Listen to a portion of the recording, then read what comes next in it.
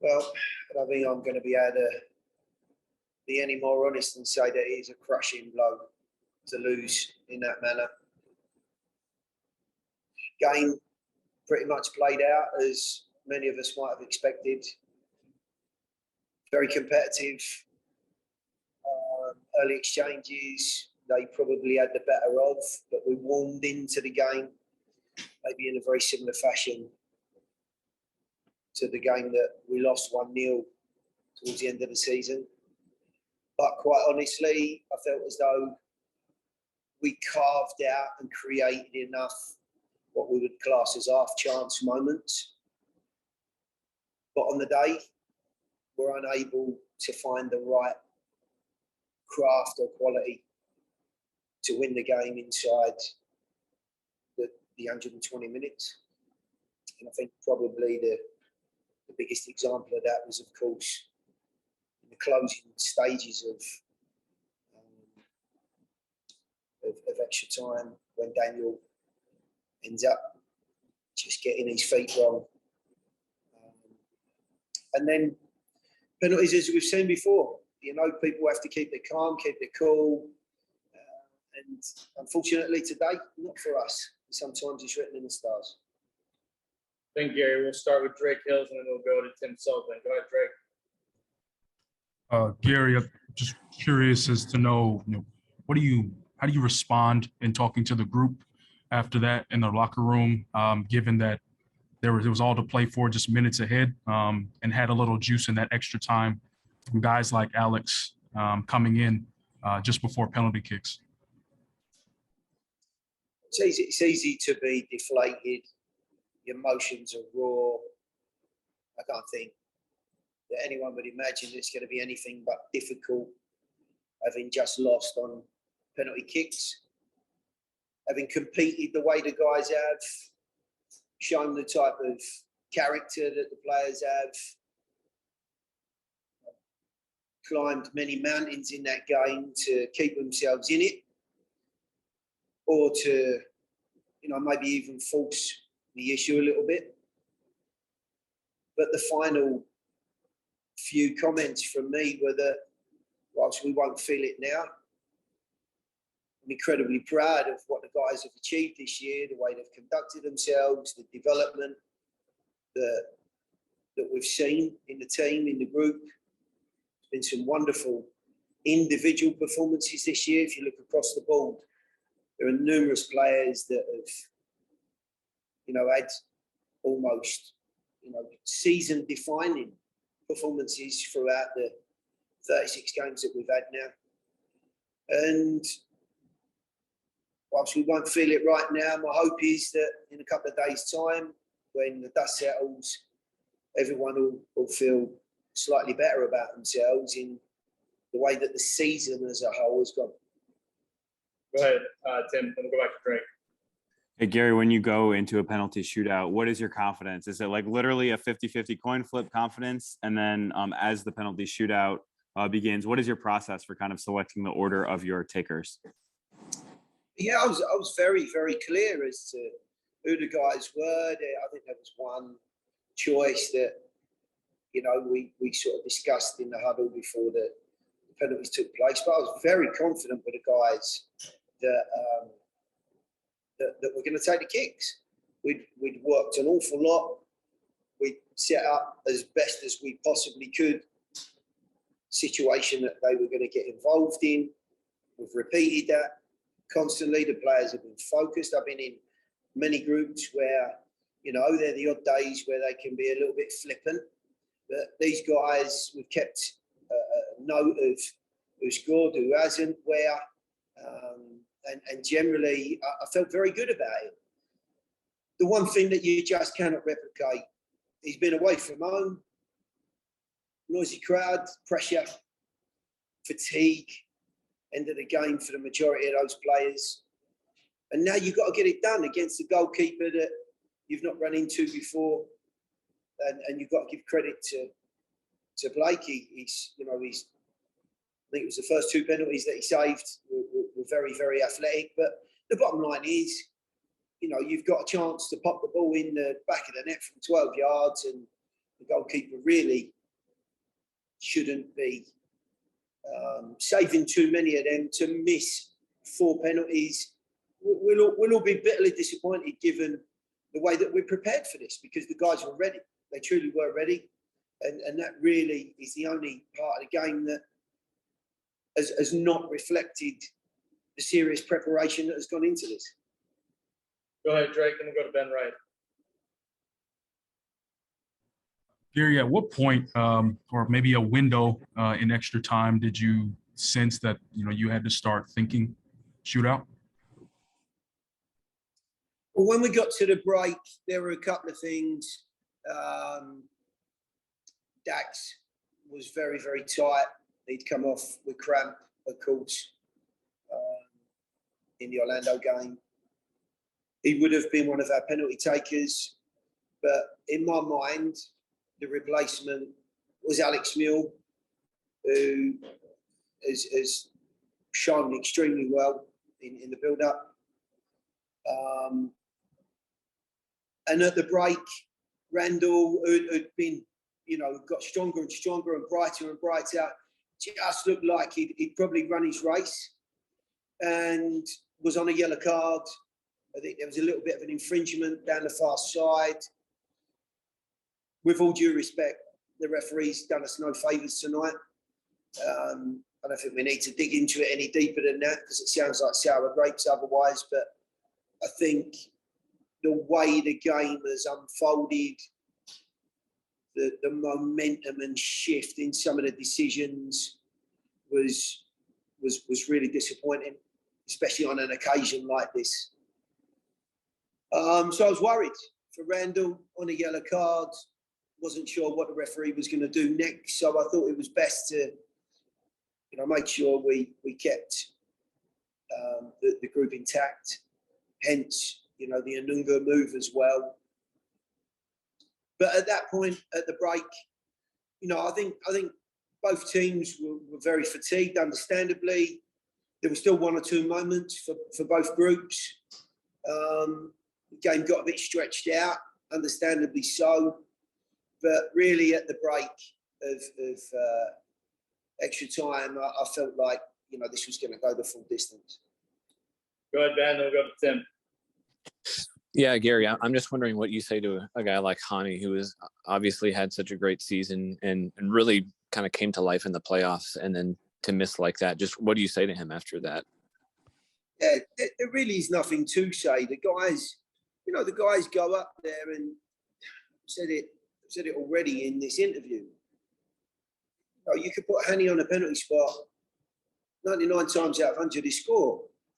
The fatigue, the pressure, taking it first, getting us off, on a good footing. He's more than capable. We've seen it multiple times before. That moment shouldn't blemish what has been an absolutely incredible season, not just for Hani, but for many, many other players. Walker's been like Hercules at the back. He's carrying, so much weight on his shoulders. That's not to say others are not doing a job around him, but he's a man amongst men. He's been immense for us this year. I'm not going to criticise him for skying his penalty as well. Of course not. I'm as disappointed as they all are. We're all in this together. I would have loved nothing more, as we all know, than to see those players have put the energy and efforts into the game that they did. And we're all sitting here now with big smiles on our face. But it don't always work like that. And the only thing that we can draw out of this is that there are many, many teams and individuals over the course of history that it hasn't gone from immediately. There's loads of good things to draw out of this. But in the pain, it leaves, or should leave, a scar that never heals, and you just learn and you move on. And we'll be here again. We'll be in this position again. And my hope is that there's a lot of those guys around again, and we're better off for it. It's the only thing that we can work towards. Go ahead, Tim. Obviously, you guys were expecting to prepare for another game going forward. How do you now kind of abruptly, I guess, transition to the off season, and what does that process look like as you kind of look towards the 2022 season? Yeah, we've planned for every eventuality, you know, in terms of the guys and options and next steps.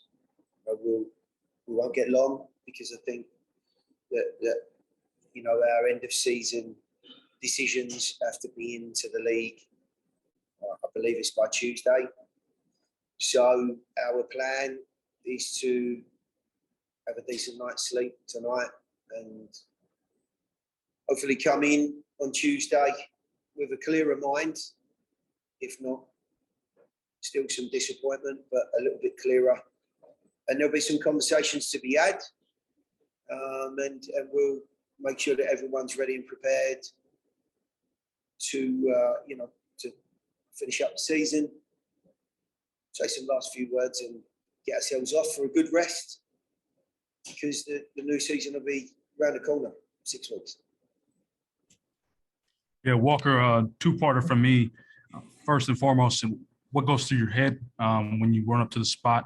How did you describe the way Blake was obviously observing what you were doing? And then secondly, how do you just, when you reflect on the locker room night right now, what was it like in there when you guys went back in?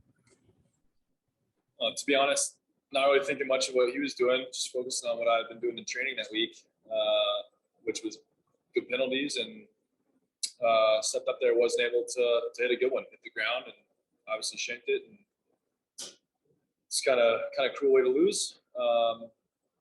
But yeah, I mean, you know, we have a lot of belief in the guys who stepped up, and you know, they were guys who have been performing in training. So no regrets on who we picked and what happened. But cruel way to go out for sure.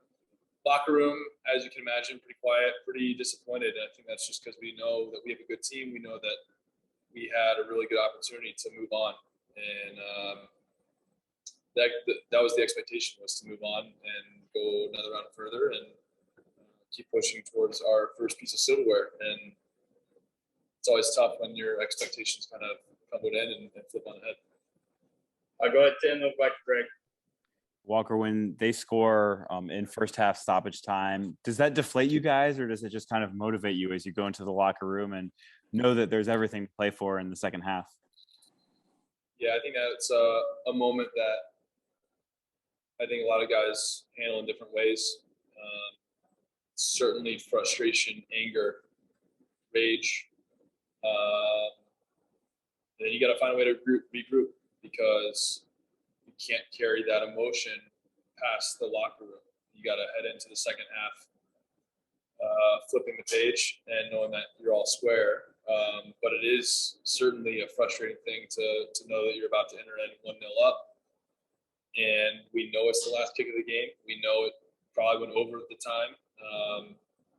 And to give up a goal in that fashion after what has been an Achilles heel for us time and time again was certainly frustrating. But I think being able to move on was important for us to go out, and we had a good second half. Go ahead, Drake. I'm going to Ben Wright. Yeah, Walker, you slightly touched on that at the end of your last answer, but when you look back just the season in general and how you guys have defended, obviously it's a pretty good stat line just looking at the entire season, given the slow and small amount of goals that you've conceded Nashville has. Yet the set piece issue is still there. How do you balance that with looking back on the season and knowing that you guys conceded tied for least, but obviously in tough positions like this, conceding a goal in a tough game against Philadelphia? I mean, one of the biggest takeaways of the year, I would imagine, for coaching staff, players to reevaluate, analyze how we can be better in that area, because ultimately, I mean, you're right. I think I bet probably a third of our goals at least have come off of set pieces. And so if you fix that and you become even an average team rather than a below average team defending set pieces, we're probably a few points higher. We're not hosting a playoff game, or closing out a playoff game. Those are big moments that probably is going to be, if you were to pick one thing that was frustrating from this year, it's probably set pieces. Go ahead, Ben, then we'll go to Tim. Yeah, I mean, Walker, obviously it's not something you guys want to be thinking about right now, but just what comes next after this? How do you turn from preparing for another playoff opponent to preparing for next season? It's not easy. It's not a conversation that we thought we'd be having tonight. We thought we'd be the ones jamming the music in the locker room after rather than listening to it. Yeah, it's not easy just to swallow and move forward, but it looks different for a lot of guys. You know, some are heading into national team camps. Some are heading back to home countries for probably first time in a while, you know, because of COVID and restrictions. Some guys are going to be able to earn some rest they haven't really gotten to have in a long time. And then certainly there are moves to be made on contract deals, and that's just part of the game.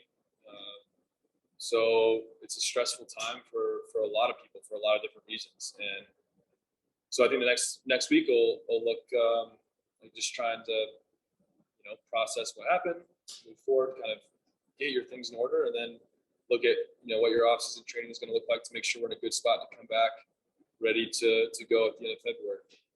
Go ahead, Tim. As one of the leaders on this team, you know, you've already spoken to kind of how disappointed you were in your own penalty. Do you lift up, you know, Hani, Alex, Honeyball, do you lift them up a little bit as one of the leaders and say, I guess we'll get them next year since that's kind of the only option you guys have left?